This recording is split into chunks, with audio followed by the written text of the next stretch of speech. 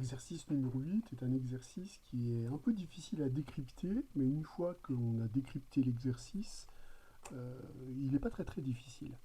Mais je suis d'accord que calculer ce genre de somme double rend plutôt modeste en première intention, hein. Alors, déjà moi je vais réécrire la somme SN. Je préfère écrire ça avec des appartenances pour mieux voir ce que l'on additionne. Donc la première somme, elle concerne tous les sous-ensembles de 1n. Donc c'est-à-dire qu'il va falloir décrire toutes les parties de l'ensemble 1n. Et l'une de ces parties étant choisie, donc on l'appelle grand X, qu'est-ce qu'il faut faire? Eh bien, il faut additionner tous les cas où k appartient à grand X. Donc si vous décryptez pas à pas, qu'est-ce qu'on fait ici? Là, on choisit ici un sous-ensemble X inclus dans l'ensemble d'entiers un n, et ceci, ça désigne quoi? Ceci, ça désigne simplement la somme des éléments de X.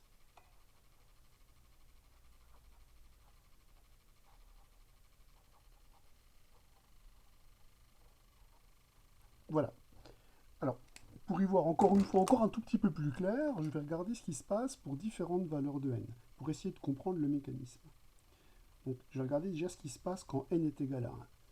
Donc, ici, l'ensemble 1n,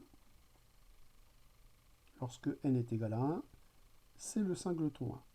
Et je vais regarder toutes les parties du singleton 1. Alors, ça, c'est l'ensemble des sous-ensembles de 1. Des sous-ensembles de 1, il y en a un qui a 0 élément, et il y en a un qui a un élément. Donc les grands X possibles, c'est lui et lui. Donc pour chaque choix de grand X, je vais calculer le nombre, la somme des éléments qui sont dedans, et je vais additionner le tout. Ici, il n'y a pas d'éléments dans l'ensemble vide, donc la somme des éléments de l'ensemble vide fait 0. Là, je vais additionner tous les éléments qui sont dans cet ensemble-là, j'obtiens 1. On en déduit donc que la somme S1 à calculer est donc égale à 1. Dans le cas où n est égal à 2, l'ensemble des entiers compris entre 1 et 2, si je l'écris ensemblistement, c'est 1, 2. La somme ici porte sur toutes les parties de l'ensemble 1, 2. Donc il faut que je décrive tous les sous-ensembles de 1, 2. Donc dans les sous-ensembles de 1, 2, il y a l'ensemble vide qui n'a pas d'éléments. Il y a deux sous-ensembles à un élément, puisque 1 parmi 2 fait 2. Et il y a un seul sous-ensemble à deux éléments. 2 parmi 2 est égal à 1. Maintenant, je vais additionner chaque élément qui sont tous les éléments qui sont dans les ensembles X correspondants. Donc lorsque X est égal à l'ensemble vide, la somme de ces éléments est égale à 0. Lorsque X c'est le singleton 1, la somme de ces éléments est égale à 1. Singleton 2, la somme de ces éléments est égale à 2. 1, 2, la somme de ces éléments est égale à 1 plus 2. Donc le résultat final pour S2, c'est toutes les sommes qui sont obtenues. Donc pour S2, je vais récupérer 6. Allez, un dernier, on va regarder ce qui se passe quand n égale 3, avant de généraliser complètement l'exercice, et surtout peut-être voir qu'il faut peut-être écrire la somme légèrement différemment. Donc je sais que la première somme va décrire toutes les parties de 1, 2, 3. D'après le cours des parties de 1, 2, 3, il y en a 2 puissance 3, il y en a 8. Et je vais toutes les énumérer.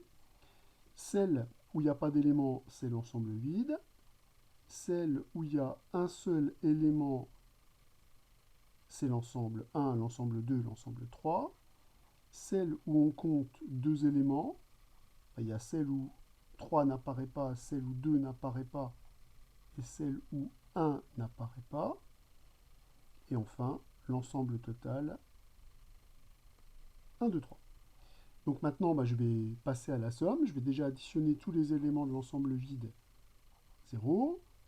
Ici, les éléments que j'additionne dans les singletons vont me donner la valeur qui est à l'intérieur, 1, 2, 3. Ici, on va récupérer 1 plus 2, ici 1 plus 3, ici 2 plus 3, et ici 1 plus 2 plus 3. Alors, qu'est-ce qu'on va récupérer au final? Eh bien, on va récupérer ici 6, 6, encore un 6 ici, 12, encore un 6 ici, donc ça va faire 18, et encore un 6 ici, S3 a l'air d'être égal à 24. Alors, comme ça paraît pas très facile à généraliser. Sauf que, si vous regardez d'un petit peu plus près ce que vous avez fait, si vous excluez le cas de l'ensemble vide, qui renvoie à 0, mais qui ne va rien modifier pour la somme obtenue. Si vous regardez, au lieu de compter par sous-ensemble, si vous comptez par élément, les éléments que vous avez additionnés, comme c'est des parties de 1 à n, ça sera soit 1, soit 2, jusqu'à n. La question qui est posée, c'est plutôt que de compter par élément, on pourrait compter par nombre de fois où 1 apparaît. La question, c'est 1 apparaît combien de fois? La question, c'est combien 2 apparaît de fois, combien 3 apparaît de fois. Puisque pour avoir le résultat final, il suffira de multiplier 1 par le nombre de fois où il apparaît, 2 par le nombre de fois où il apparaît, 3 le nombre de fois où il apparaît. Donc cette somme, on peut la voir différemment en disant c'est 1 multiplié par le nombre d'apparitions de 1 dans les sous-ensembles, plus 2 multiplié par le nombre d'apparitions de 2, plus 3 multiplié par le nombre d'apparitions de 3. Et si on refait le calcul dans ce sens-là, eh bien il suffit de dire, il suffit que je trouve les sous-ensembles où 1 apparaît. Difficile à compter. Plus facile, trouver les sous-ensembles où 1 n'apparaît pas. Les sous-ensembles où 1 n'apparaît pas, ce sont les parties de 2, 3. Les parties de 2, 3, il y en a 2 à la puissance 2. Il y en a 4. Comme des parties de 1, 2, 3, il y en a 8, eh bien on voit que 1 va apparaître 4 fois, et par symétrie du problème, 2 apparaîtra 4 fois, et 3 apparaîtra 4 fois. Donc on voit que le calcul, on peut le mener différemment. Au lieu de travailler sous-ensemble par sous-ensemble, travaillons numéro par numéro. On obtient donc dans ce résultat 1 plus 2 plus 3 fois 4. On récupère bien le 24 calculé différemment. Donc là, en fait, ce qu'on a fait, c'est qu'on a permuté les deux symboles. Plutôt que de compter sur les sous-ensembles, on compte déjà sur les entiers. Alors, maintenant, passons au cas général. Le cas général revient à faire quoi? On sait que quand on va faire décrire à x les parties de 1 à n, on va additionner d1, d2, d3, dn. Donc, 1 va être additionné un certain nombre de fois, 2 va être additionné un certain nombre de fois, etc. jusqu'à n va être additionné un certain nombre de fois. Combien de fois 1 va être additionné? Eh bien, pour savoir le nombre de fois que 1 est additionné, il faut trouver le nombre de fois où je retrouve 1 dans un sous-ensemble. Plus facilement, il faut que je trouve les sous-ensembles de E où 1 n'apparaît pas. Comme ça, j'aurai trouvé le nombre de fois où il apparaît. Donc, le nombre de sous-ensembles de E au total, eh bien, je sais que le cardinal de P de E, c'est 2 à la puissance n, puisque E, ici, c'est l'ensemble des entiers compris entre 1 et n, compte n éléments.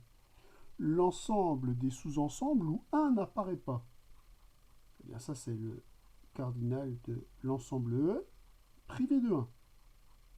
Donc, c'est le nombre de sous-ensembles d'un ensemble à n-1 éléments. C'est donc 2 à la puissance n-1. Moralité, j'ai 2 puissance n éléments sous-ensemble de E, et j'ai 2 puissance n-1 sous-ensemble où E n'apparaît pas. Alors bien, donc le résultat, c'est 2 puissance n moins 2 puissance n-1. Voilà le nombre de sous-ensembles où l'élément 1 apparaît. Alors il se trouve que, il faut mettre bien entendu des parenthèses, que si à un nombre vous lui retirez sa moitié, vous obtenez sa moitié. Alors évidemment, le raisonnement qu'on a fait pour 2 est strictement le même. Donc 2 va être lui aussi multiplié par 2 puissance n-1, et n va être multiplié par 2 puissance n-1. Au final, notre résultat va nous donner, après factorisation de 2 puissance n-1, vous reconnaissez la somme des n premiers entiers naturels. Donc on peut conclure que Sn, c'est donc n n plus 1 sur 2, donc la somme de tous les entiers entre 1 et n, multiplié par 2 à la puissance n-1. Alors qu'on peut simplifier en n fois n plus 1, multiplié par 2 à la puissance n-2. Et je trouve que le résultat il est plus intéressant énoncé comme ça, parce qu'il nous donne directement la manière dont on a dénombré, dont on a calculé la somme. Donc ce qu'on a fait, hein, c'est ni plus ni moins qu'un échange de sommes.